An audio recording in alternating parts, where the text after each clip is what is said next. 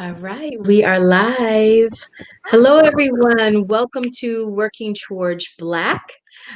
This show is a series of conversations between the African diaspora and Africa, diasporans together, just a whole big conversation around Blackness and the idea of working towards Black as a political identity. Today, we have my wonderful friend Krishna that I will be interviewing today. She has an amazing story, and I think this will be fascinating. I want to read, not that I don't know her, but I like to be professional with people. But wait, now I can't find it. Where did you send that to me? Okay, I think on Facebook. I thought so too. Oh, it was earlier. We've been talking a lot today. That's what it is. Okay. Krishna Davenport, a Wall Street wizard, lover of hip hop, advocate for healing and Black empowerment. Krishna is a mother, wife, and manager of Team Francis. It's as simple as I can make it. There's so much to this woman, but I'm sure we'll dig out all of the things. Thank you, Krishna. Welcome. Thank you for having me. I am excited. I got ready. You told me I to get ready. see. I see. You pulled it all together. Put the yellow on for me. Oh, Yes, Shun energy. I like it. very my power color. So Yeah. yes, super excited to be So, here. you know the show. We've been really trying to get closer to having better conversations around, where we're at as a community and what it means to connect to the continent, who we are in this conversation. You and I are both Southern girls. You not as much as me. You're really more a New Yorker, but you I'm got your Southern Southern roots. adjacent. My roots Adjacent. are in the Yes. South. Okay, so let's talk about that because I think that Mhm. that is one of the really fascinating things about you is that you do have these very Southern roots, which comes with a particular culture, where I think we typically connect. And then you have these very New York roots, which are full of Africans and Caribbeans and African Americans.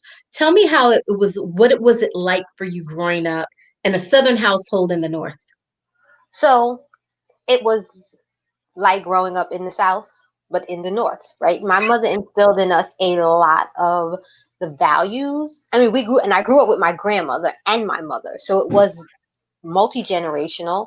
Um, and they probably wouldn't say they gave a Southern upbringing, but that's what it was. Like it was very connected to the South. It was things that when we were growing up, we saw that kind of differentiated from our friends who might have been from the Caribbean or like from Puerto Rico, or like we grew up in a neighborhood where people were from Puerto Rico, Jamaica, Guyana, and then there were the Americans, but we never saw each other that way. We were just black kids on a block because that's kind of how this part of New York was.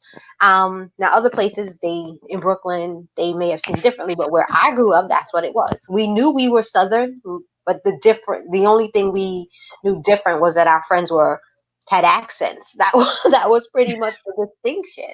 But my Mhm. mother, like I just feel like they instilled in us this like who we were as black people first, and that in and of itself fell into this whole southern way of being because my grandmother was able to tell us stories of segregation and passing and things of that nature, and that's not something that you hear about growing up in New York. Like, even though New York is one of the most segregated states, this is not a conversation.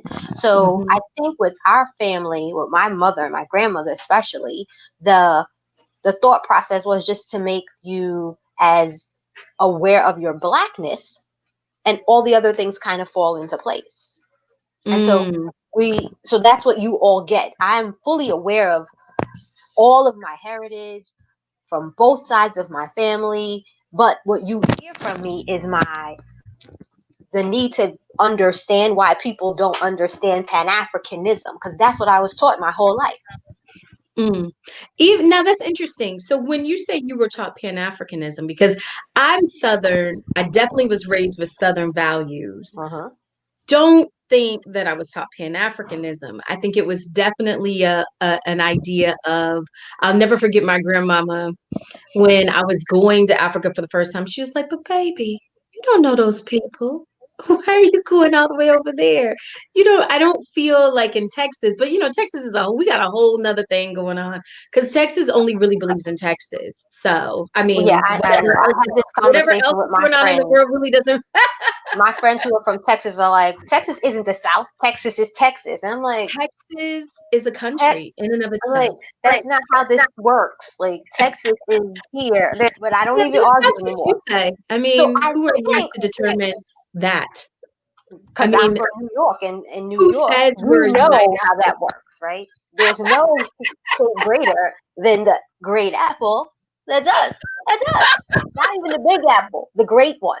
But The what I was going great to say apple. about Pan Africanism is the reason I can say that that was the what was taught. It may not even have had the name, right? But like I remember celebrating Kwanzaa. I remember understanding the differences between my friends and I. But the baseline was you're all black, you all are African descendants. That's the end, right? We didn't have these Exactly. arguments and conversations that you see all the time.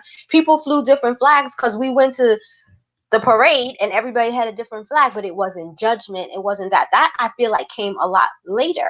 And the junior high school I went to, I think me and my sister and maybe two other black girls there were the probably the only full American, people at the school. That's an exaggeration, but it wasn't that many of us. They were from Mhm. Haiti and Venezuela and all these Puerto Rico, all these different places, but we were all still black kids in the 80s. Sure, people teased each other, but I don't think it was the way it is now. This very diasporic war where we're always Mhm. trying to outdo each other, where we can't see the roots of the whole tree, you know? Mhm. Where do you think that started? What do you think has created this in this particular time frame? What's driving that conversation so differently in New York now than it was, 15, 20 years ago?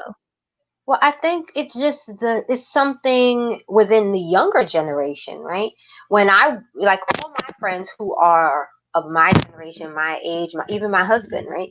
We don't have the discussion of Jamaica versus South Carolina. Like it doesn't exist. And when it has to exist, like when we talk about things like reparations, it gets very tense because he's like, that don't make no sense. We all black, right? And I'm just like, woo, woo, we are all black, but there are levels to this, right? So we need to be able to get the money from everywhere.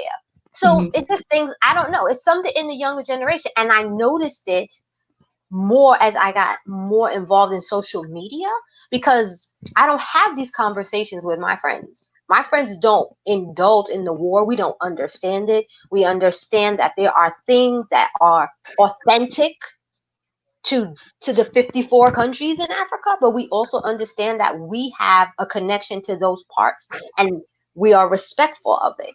And the same thing goes for if you're from the Caribbean. Like Right. you have to be respectful of it, of the culture, but not under as don't take away the fact that in this country race is the factor. Then comes caste. Race is the first thing. It doesn't really Yeah. matter how rich you are. Your people see you and they'll go, that black person. You could be a Mhm. billionaire, but if you're black, you're a black billionaire. You're not a billionaire, right? Nobody Right. says Oprah is the first billionaire. They say she's the first black female billionaire. There's all these levels in America. And I think that in order for us to actually find some path to unity from the states, the Caribbean, and the continent, we have to remember black first. And I understand that that doesn't exist the same way because of colonialism. I understand it, but we have to get there, right? We can't just be like, well, you know, you look like us, but you're not really of us. Well, where do we come from? Mhm. I There. think this conversation with African American, it becomes so difficult, and the diaspora in general, because we have these disconnections. Did your parents grow up teaching you that you were African, like that's where your descendants were from? Yes. So it's so funny. I was talking to my husband last night, well, this morning, because we were watching a documentary on Teddy Pendergrass and before that, Muhammad Ali.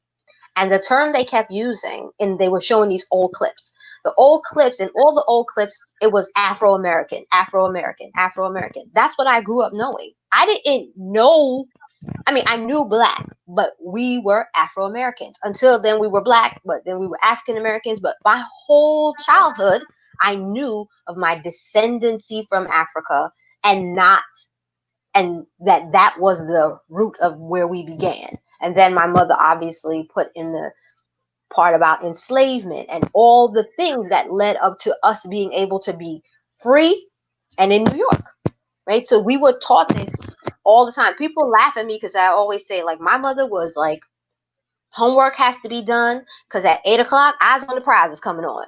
Everybody's going to sit down and watch it. She was very, very intentional in having us understand our blackness, especially in New York, because people think because you grow up in New York, you don't see segregation and you don't see racism, but you see it. Like, Mm-hmm. there's sundown towns in Brooklyn, Mm-hmm. right? You just I don't, they mean, don't we have call it deaths to prove it. that. Right. We have deaths to prove it. We have stories where you knew that you couldn't be in Canarsie after this time of day. That's the definition of what a sundown town was. But because we Mm-hmm. just didn't have the language didn't exist in the north, right? It was just like, well, we just don't go in that area. But when you're in the south, the language exists. You know not to cross that Which I trail. prefer. Right. I prefer it too. And I say it all the time. Like, I grew up in a city where, especially with my background in finance, right? Wall And I Street was want to get into that. Mm-hmm. Wall Street was a what is it, a pin the stone drop away. But if you didn't have access, you wouldn't even know it was there. Like, you know about downtown Manhattan, but you would be like, well, I just go down there to shop at Daffy's. Do you know that the New York Stock Exchange is there and all these different things? So yeah, I think that is the bigger thing with my mother. She always was exposing us to everything. Like, I danced with Dance Theater Harlem. It was, my blackness has always been as old as this necklace. Exactly. So you come from this aggressive finance world. Yes. I mean, the little thing that she gave me to read does not really go into the power force that this woman honestly is. And there's so many layers to that experience as a Black woman. And I think that a part of what I want the show to do is also shed some light for people that may not be African American, that may not be living here, to understand kind of how your life works and how, how things are playing out for you on a social level. And although I know some of these stories, what was one of the most memorable experiences for you on Wall Street? Okay, so a good one. I'll start with a good one because the bad ones will be on here till midnight.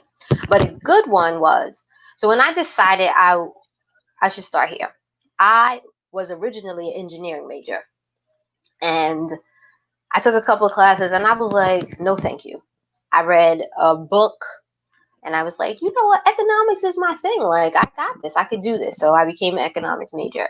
And I had great professors who prepared me textbook wise, but they didn't prepare me for what I would actually face in the industry. So I took a job straight out of college at this little, what we call a chop shop, meaning it's not a, like, they literally probably set up 4 weeks before I became an employee, because they would set up, get busted by the SEC, set up someplace else. So, or boiler room, that's another term for it. So I worked at this chop shop, and the guy who was mentoring me, when I had the interview, he took me outside. Here's my Lamborghini. Here's a picture of my house, blah, blah, blah, blah, blah. Here's how you make all this money. Okay, great. He was like, but I'm going to give you a piece of advice that nobody else will give you. The fact that you are a woman is going to be challenging because all the men here are going to think that you're a sales assistant, and they're going to think that you are here for them to sleep with. Those weren't his words, but those were his words. Mm-hmm. And the second thing is that once they figure out you're not a sales assistant, they're going to challenge you because you're black. And you can't back down because that's what they're going to do. They're going to spend the majority of their time with every recommendation, every phone call, every sale you close coming after you. They're going to spend the whole time. I've carried that story with me for 26 years, and I've always maneuvered in that way, knowing that the guys that I work with were likely flirting with me or they were challenging me because I was black. Mm-hmm. And so my mentor, that the guy I was talking about, Chris was his name, he prepared me the way no other person prepared, nobody else prepared me. And I've been able to manage my career based off those few little things.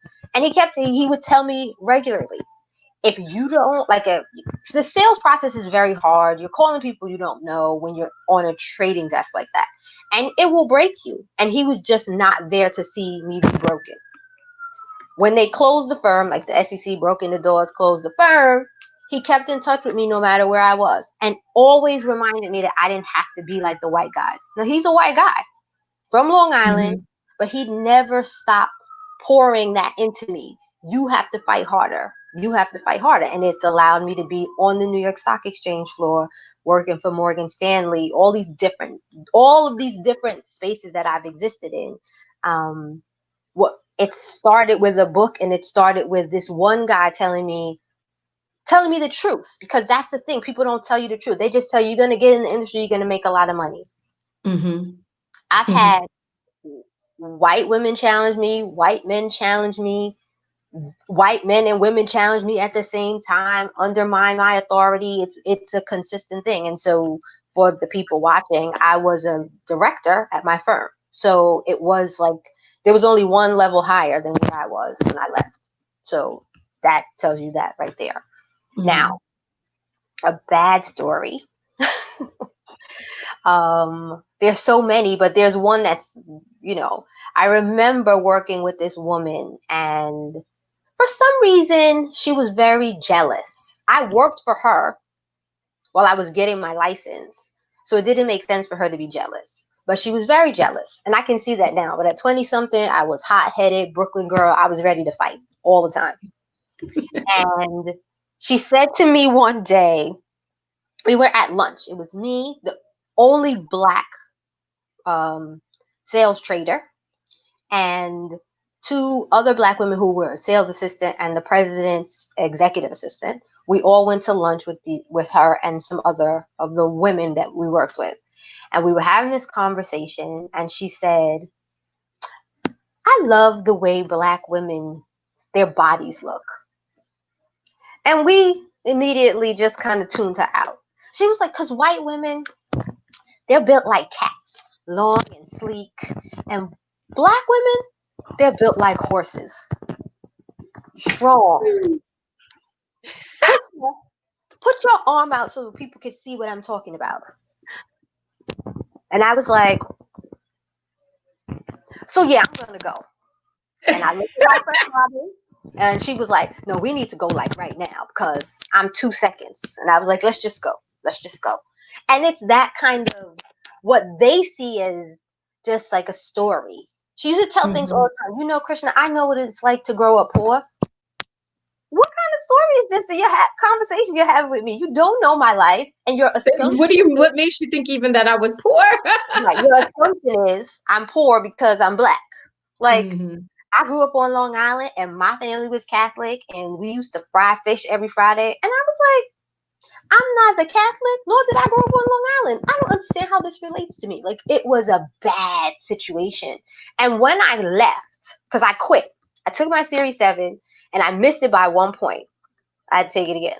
Missed it by 1 point. And I just didn't go back. And text, beat me, beat me. We still had beepers. Beep, beep, beep, beep, beep, beep. Where are you? When are you coming in? And one day I just called and I was like, no, because I can't take the racism anymore. And I hung up the phone. And she was just like, really? I understand it now because I was an anomaly and everybody was kind of fascinated with me. The president, his name was Kamal, and he used to drop by the office before I started to see her. But once I started, he would drop by the office to see me. I remember Martha Stewart being in the office and he was like, well, meet Krishna.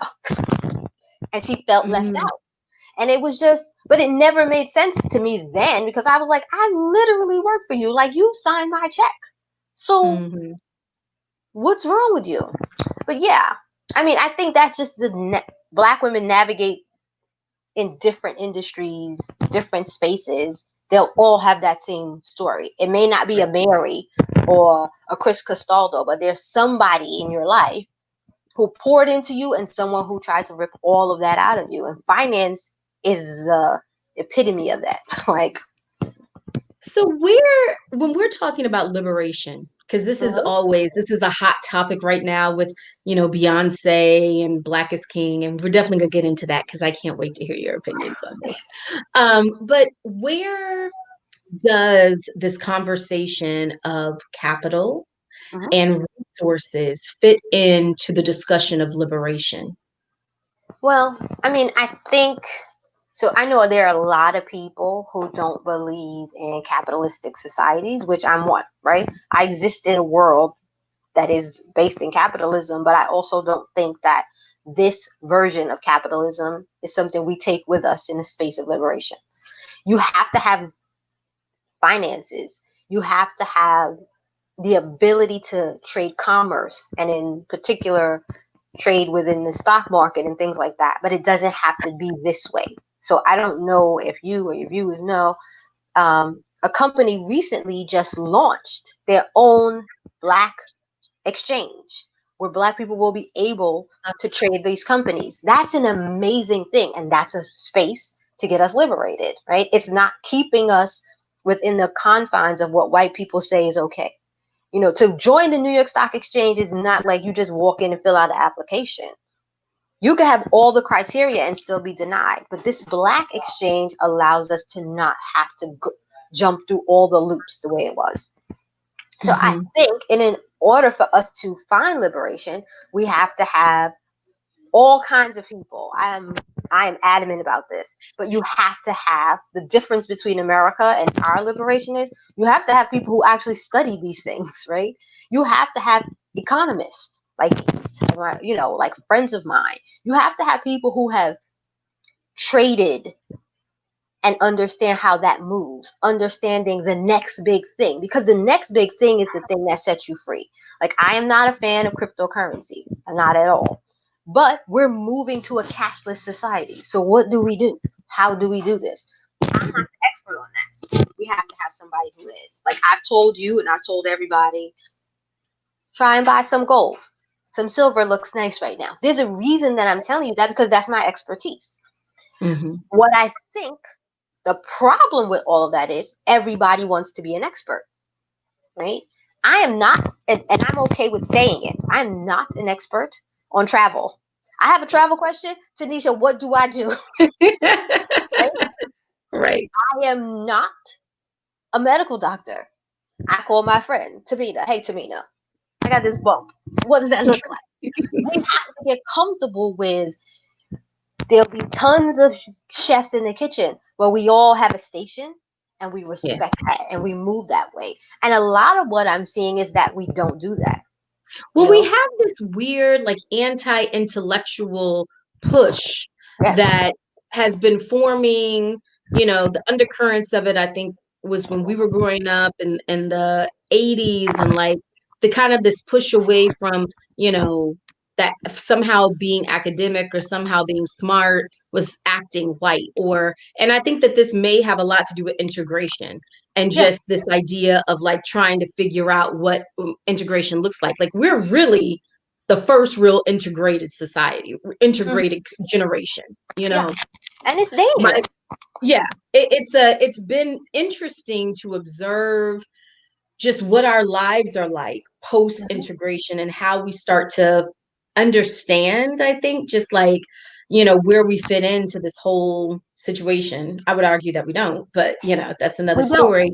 But We can I stick am right to that because we curious. absolutely do not. Yeah, and this capitalism thing I think is an interesting conversation because we know that we can't even get close to liberation without resources, without, arms, without certain things that we need in order to protect ourselves, and all of those things cost money, right? How do you reconcile the work that you do with some of the inconsistencies that you feel around capitalism, and what are the things that we need to do to reshape that conversation? Well, I reconcile it by bringing more of us into the space and sharing that knowledge, right?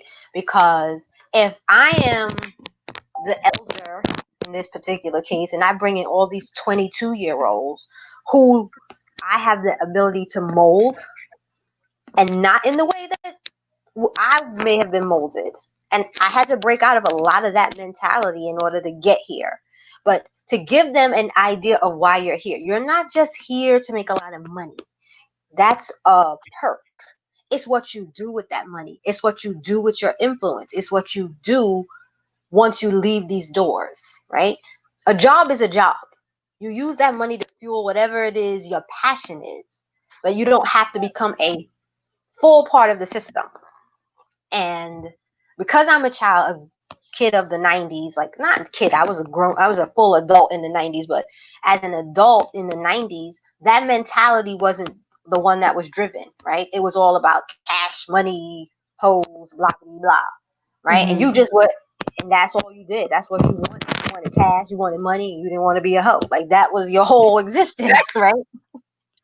And so that's how I combat it. Like I bring in young black professionals, but I don't bring them in if they have this mentality that I want to be like, Diddy.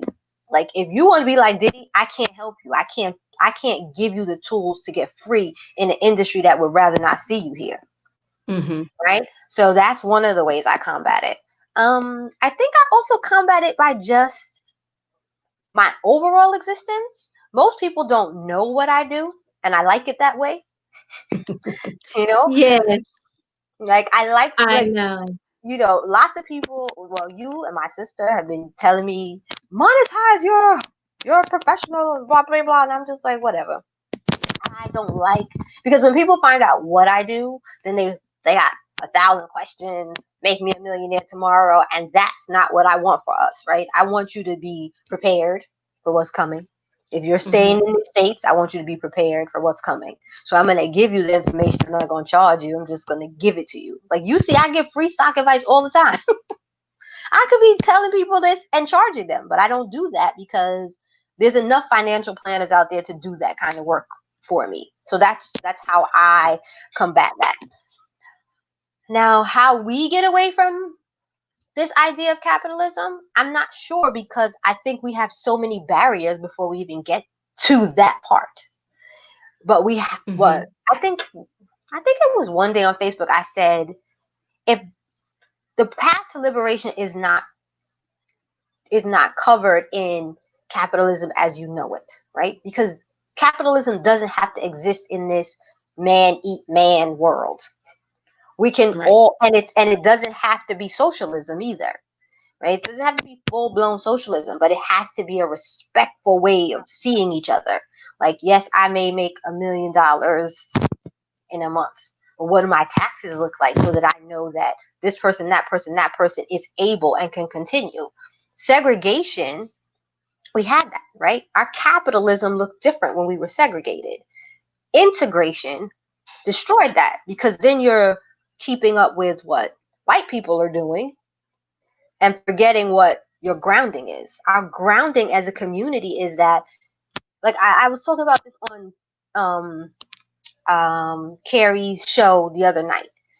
People in Brooklyn used to give what we call rent parties, and it was to help other people, right? A Pay their community, rent. right? A community would not see you about to lose your house and not try to help you do something, right? We have Mhm, to get back to that as Black people, and it can't be about, oh, I'm doing it for Instagram. It has to be a pure and natural thing. Like, I know Tanisha needs this, so I'm gonna do what I can to do this. mhm, And it we have to get away from that selfish American nature, because that's what it mhm. is. And lots of countries do it. For some reason, we just don't want to do it. I mean, I guess we're getting closer to that with this new revolution, but we still Whatever got that's some. gonna look like. Right, because it's still a baby. I even say a fetus, right? It's still baking. But what does that look like? And who are the people whose voices you listen to? We can't just listen to the people who are marching.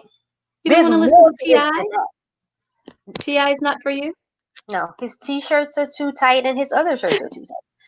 He can't even hear himself because his shirts are so tight. So, I really shouldn't do these things with my friends because I know too much, and then and everybody, so the listeners, if you choose to follow me on Facebook, you'll know that I despise Ti. I don't think that he should be speaking at all, but definitely shouldn't be speaking for Black people. Um, I try to like Killer Mike, but every time I like him, he does something stupid. Like, I just feel, and I also feel like that's the problem, right? All of our leaders are celebrities. Mhm. Martin Luther King was not a celebrity. But this is the problem when our community stops l- believing that academia and people that study and that do the work are somehow inequipped to speak on these subjects. Like the anti-intellectual push, I think, harms us more. I mean, we have amazing intellectuals in our community. I Mm-hmm. created a whole magazine with you guys in it because they're surrounding me, you know? And it always fascinates me how people don't want to listen to science. No. They don't want to listen to people that read or write. It's And that's it very right there. interesting. I said it a couple of days ago when everybody was in there, got their panties in a bunch over what Bill Clinton said. But I didn't get offended by Bill Clinton because I'm like, white people gonna do what white people do. I know what the relationship between John Lewis and Kwame Stokely Carmichael are. I know not to call him Stokely Carmichael, like I know not to call Muhammad Ali Cassius Clay. Like, why give energy to that? Mm, And I get why people get upset. So, like, the initial reaction is to be upset, but the mm, next step is, well, what do I want people to learn from this moment? So I said what I wanted to say. I was like, I don't care what Bill Clinton says. You shouldn't care what Bill Clinton says. If you aren't aware of the relationship, here's some books. Learn something. Like that, yeah. it's that simple. That's how my mother taught me. My kids get so annoyed with me because every time they have a project, I'm like, go get that African American encyclopedia. Do something about somebody Black. My mother did Mm, that with me. Like, mhm. I remember being in the third grade writing about Charles Drew. I was in the third grade Mm. because my mother was like, the African American encyclopedias are there. Get into it. Right? I don't think I ever in my whole academic career wrote about somebody that was white unless they insisted that I did. And then they Mhm. might hear from my mother. What's So your vision for your family as we start to make these next moves? You know, like I know that we're thinking about expatriation, we're thinking about at least being able to live between multiple places. What are your thoughts about that? Like how are you thinking about your family and planning for it? so I am a little more tied to the states than I would care to be, because my husband does not want to leave. Right? He's like, "Where are we gonna go? What are we gonna do? Blah blah blah." That's what he thinks. But we've been having the conversation about the steps. What can we do? And having it with my mother and my sisters as well. Because one of the things my grandmother said to me before she passed was, Black people have lived through this, and I can't believe you guys are going to have to live through it again. And in my head, that was a call to not live through it again if I didn't have to. Hmm. So we're having the conversations. I'm not sure when we're going to make the decision, but in the short term, right, while we're here, I know that there are certain, I talk about this all the time too. While Black people are here, there are certain things that need to be had, right? We need jobs, we need money, we need to be able to feed our families before we leave and go, which is the natural thing to do. Like, if anybody is a fan of Malcolm X, he used to say all the time, the natural thing at this point is for us to leave and go back to one of these places in Africa, home, right? But before we do, we have to get a few things in order, because you never know when you're going to need to come back, or who might still Hmm. be here that you got to come back to get. So you have to get things in order in the States first before you start, moving on. And that's where we are. Like, that's where we are right now. We're in the process of making sure our home is taken care of. My mother is able to go if we go. She's ready to go. She's like, well, where are we going? So there's that. I mean, she goes back and forth, but sometimes she's just like, where are we going? Can we go? I don't want to live here anymore. So, because, Trump makes everybody crazy. So, yeah, like, I think that it's, for us, it's still relatively early, but we're Hmm. having the conversations more and more. This, like, what's the next steps? We aren't sure. I have two sons, and it doesn't mean any different if you have daughters, but I know my sons are not safe. My son is 14 and he's 5'7". People don't see a boy; they see a Yeah. man, even though he's only 14. So I really think about those things, like them going places without us. What does that look like? Well, it doesn't Hmm. look like anything, because they aren't going anywhere without us. We're going to drop you off. We're going to pick you up. We're going to turn on all the tracking devices on your phones. Like, you're not going to be out of our sight. And that Hmm. sucks, because I didn't live like that. My mother was like, here's some quarters and a token. Please, please take some time for yourself so I can take You some know? time for myself. Yeah. So, I mean, I think it's a layered conversation that all Black people need to start having. If you're Hmm. staying here, are you registered to have a gun?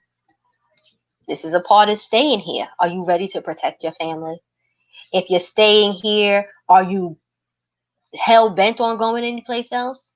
Or are you just not sure? So then connecting people with the right people. Like, I gave somebody your name the other day. I was like, oh, you think about leaving? You need to talk to Tanisha, right? Go follow her right now. Here's her Facebook page, right? So we all have to start doing that. Like, when I hear people say that, I put them to you. And when people want to stay and they need ways to navigate that, people send them to me. I think Hmm. that's the balance. Like, we have to do the work on both sides, because today you might want to stay. Tomorrow you'll be like, and I'm out. And I think Hmm. that we just, if we're preparing, we can go, okay, I've had enough. I'm leaving. Yeah. I'm Yeah.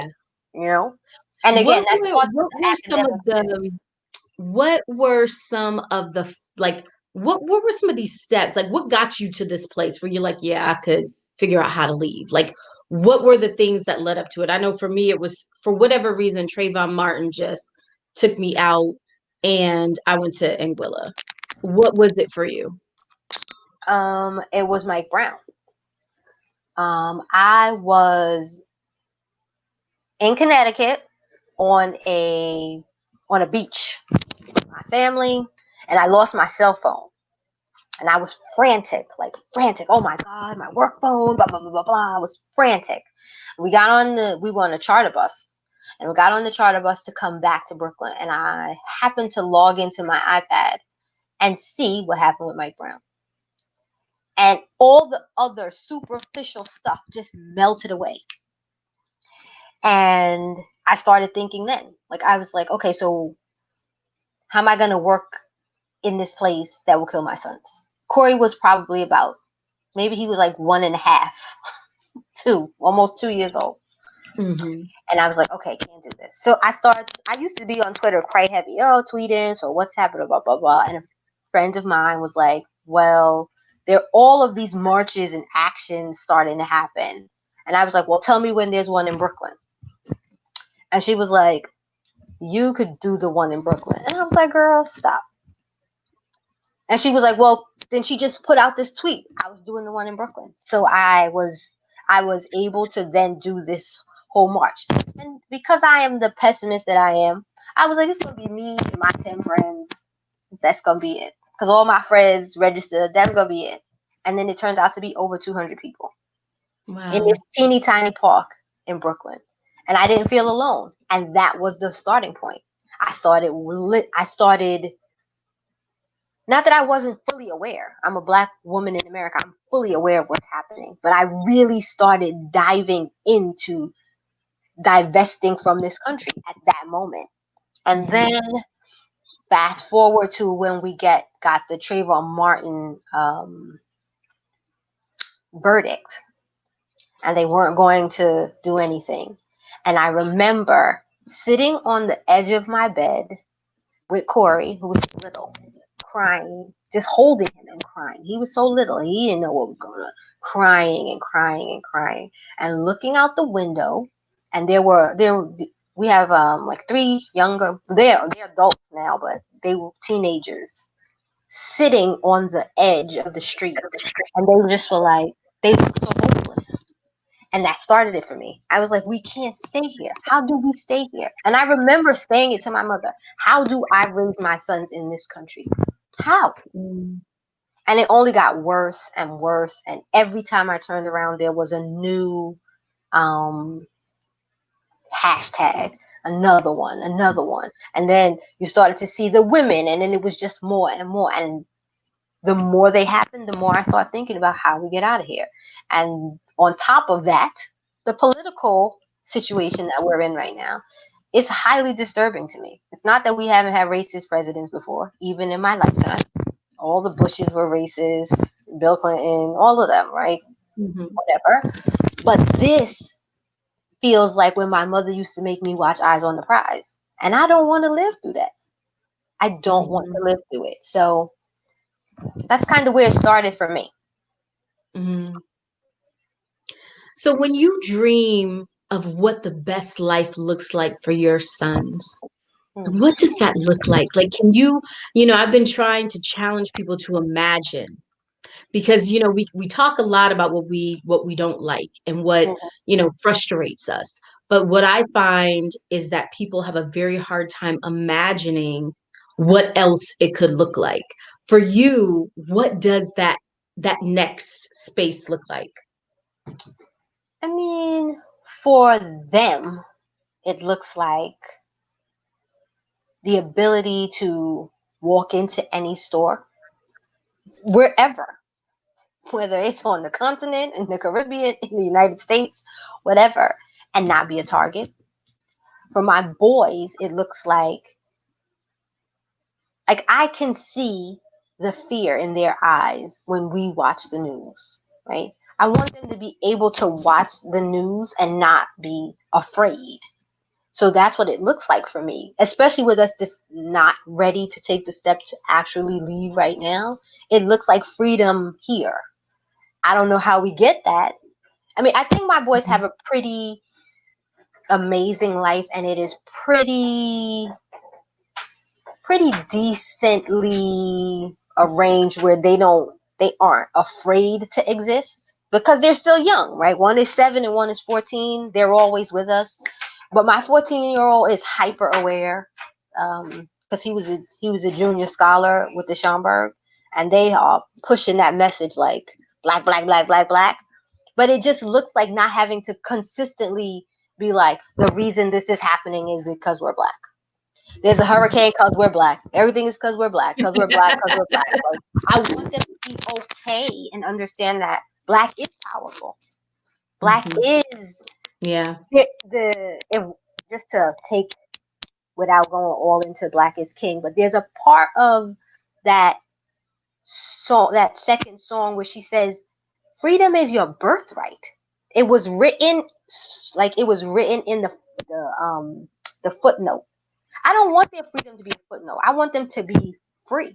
And I want them to understand what that means and what that looks like. And I think we're doing a pretty good job because they're kind of like pretty politically savvy. So they kind of understand it even at a young age. But I just don't want to have to always explain that this guy was murdered because he was black. This woman had to defend her family because she was black. Like, I want them to understand that. Like, I want them to have an idea. So I talk to them a lot about the Black Panthers, specifically Fred Hampton. So I want them to be able to go, that can't happen in our free black society anymore, ever Mm-hmm. again, right? So, I mean, I hope that answers the question. It is a hard Yeah, question. Like, I have to think more it about is. it, but the low hanging fruit is that I just want them to be free. Like, I want Yeah. that to be the answer. They're free. What do you want for you? Oh gosh. Oh, there's not much that I don't have. Like, I have lived a pretty, I'm from Brownsville, from Brooklyn. People hear that and they're like, oh, the ghetto, right? But I have lived this pretty amazing life that has allowed me to see different countries and be different places. So I understand what life looks like outside of this bubble of Mm-hmm. America. And for me, right now, freedom looks like being able to just rest. I haven't had a lot of time to rest. Yeah. Quarantine has given me that time. My whole life, my whole career has been dancing and then college, then dancing while in college, then career, have a baby, go back to work, have another baby, go back to work, always climbing this corporate ladder. So for Mm-hmm. me, freedom just looks like rest. It Yeah. looks like putting my hair in a bun, turning off all the lights, and reading a book, right? Mm-hmm. That's really what I want for myself. And I don't always feel like I have that here in the States because we are bombarded with news 24/7 and your phone's always bling, bling, bling, bling, bling. Like, I have gotten Mm-hmm. to a place where I literally turn my phone off at a certain time of night because You I have just to. want peace, right? So I Yeah. guess that's what it is. Freedom for me looks like a peace of mind, state of You peace, also have state some of new rest. entrepreneurial journeys that I'd Yeah. like to discuss. Can you tell us about them? So one, I guess let's start with the most important one, right? The most Okay. important one is the project that I've been working on about Black motherhood in the time of quarantine. What does that look like? Because every story that I see every morning when my husband is watching the news is about white women and their plight. And I'm just like, what about us? What does it look like for Black women now? We are career women, we are stay at home moms. All of this is a change for all of us. Mm-hmm. So what does it look like? So we launched a project in June where I started with a bunch of my friends, and that's moved into a bunch of their friends and random strangers emailing me, telling me what it looks like to be a mom, a Black mother in this time. I've simply asked people for a picture because I wanted to be clean and crisp and straight to the point. A Mm-hmm. picture, which I display in black and white, and 3 or 4 words. Tanisha wrote a whole essay.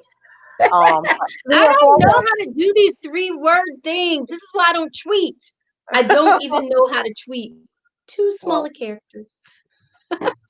215 characters is not too small characters. But I kept it simple. 3 or 4 words to express exactly how you feel. And what that did for me and other women was it let you know you weren't alone. It also let every woman that has written to me like, "Oh my God, thank you for doing this," has said it's it was like a journal entry because it's not easy to say I feel whatever you felt. Like for me, Mm-hmm. It was a point where I was highly annoyed about the kids always being around, right? Why is the internet so slow? Because they're all here, they're all plugged in, right? So what did that look like? And a bigger part of that was society tells us it's not all right for us to not want to be mothers, even if we are. And I wanted to dismantle that. Sometimes being a mother is it's hard all the time, but sometimes it's so hard that you just need to get on your bike and go for an hour, Mhm. maybe two. Mhm. Go sit in the park and turn your phone off and act like you don't have a kid or two And or for Black whatever. women, that's definitely not the story that they allow. They don't allow a lot of space, yeah, They don't for that allow us choice. space.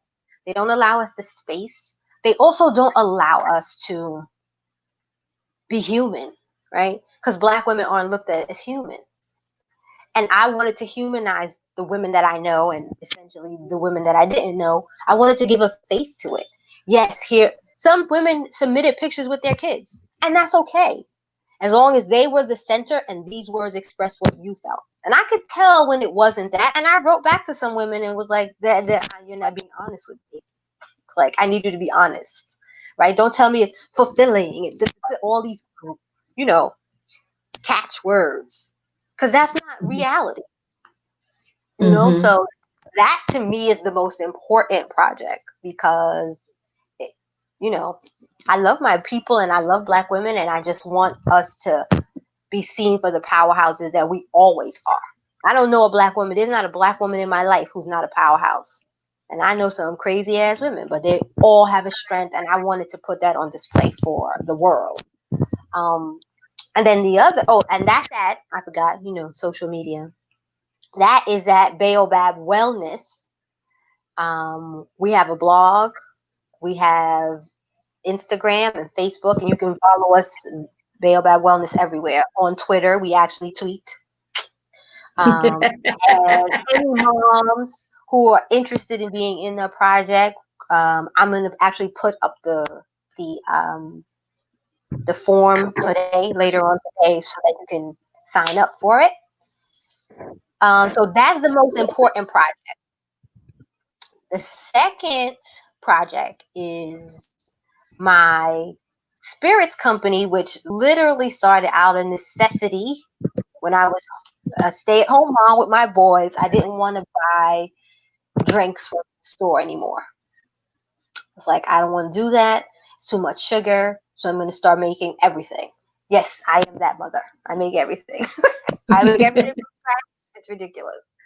Um, so I don't know. I posted a picture, like I had made some ginger beer because it was a challenge. I was like, I'm gonna make ginger beer, homemade ginger beer. It's my favorite thing. And I posted a picture, and then all of a sudden it was like, can I get that? And so from that post, it grew into a business, where we do luxury spirits that are based in teas and lemonades. Um, but we use quality fruits that we only source what's here in New York. Like, you won't get watermelon anything from me after September. I'm done. I'm like, watermelon season is over, right? Yeah. And peaches, like, no peach stuff is getting done. It's August. Peach season is over. I'm done with that kind of stuff. So I grow all the herbs that we use. Um, I make every drink by hand. Well, and I have a blender, but mostly by hand. And um, we have partnered with different, like, women organizations and have been like drink sponsors. We're the drink sponsor for the Vitamin M Suite. We did a project with Her Power Space in Miami, where we provided all the drinks. Her Power Space is a co-working space, but we provided all the drinks for an event that they had. Um, and it's my baby. It's still very new. Like, I've been doing it for a while, but the business part of it is still very new. And the name is T is the name. Very simple. Um, our Instagram and Facebook are different. The Instagram is the letter T is the name, because when I was thinking about this, I was like, it's the name. That's what it is. And so if you read it as one word, it's tis the name, and so we stuck with that. All of our drinks are being rebranded to incorporate my love of hip hop and Wall Street.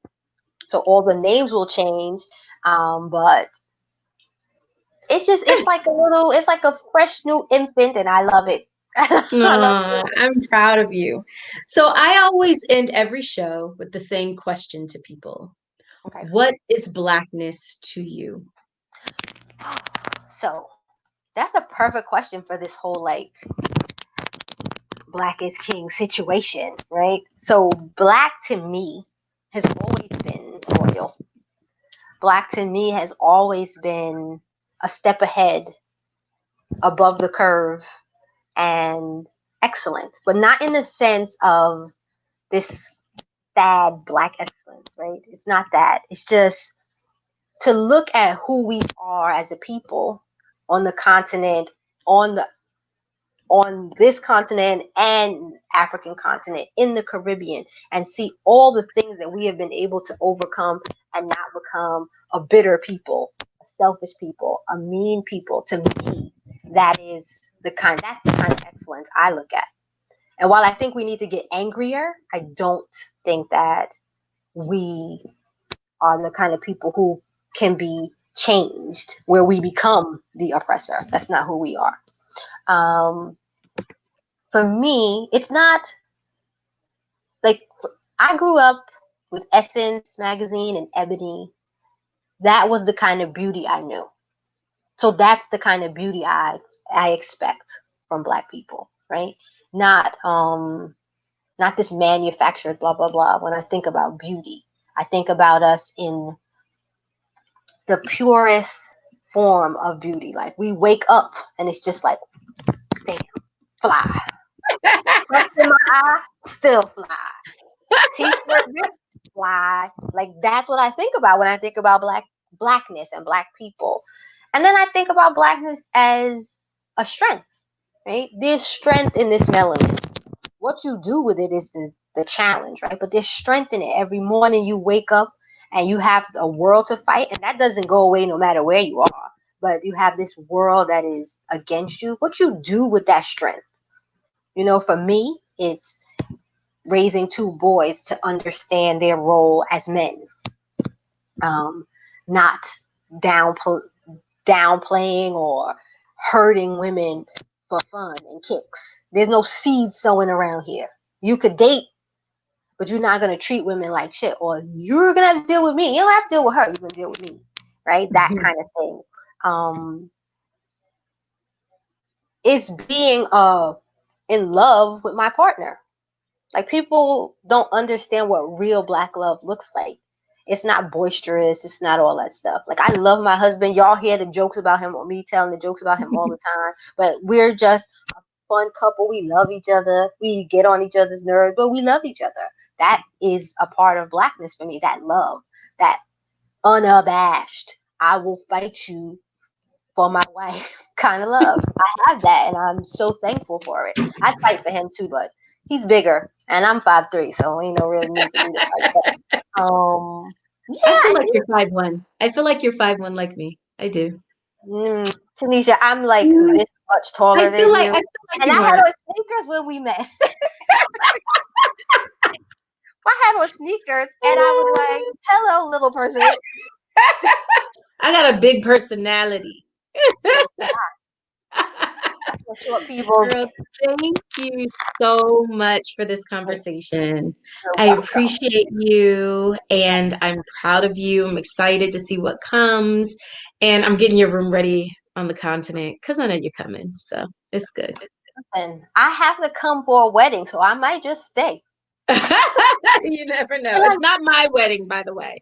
but if it was, I'd still be there. But I have a cousin, and a cousin, my niece is getting married, and I was like, I mean, once we get there, we could just move all over. Well, guys, thank you guys for tuning in to Working Towards Black. Black as a political identity, Black as a way of unifying us. Black as the strength and beauty that it is. And please look out for the next show, which is every Tuesday and Thursday. This Thursday, I have a very good friend from Senegal that will be on. He will have a lot to say. Um, Free Black Woman magazine launches tomorrow. Please subscribe. www.freeblackwomanmagazine.com. Krishna is one of our contributors, so be sure to read her article. Her column is radical Black womanhood. Yeah, it's good. It's good. It's good. It's good.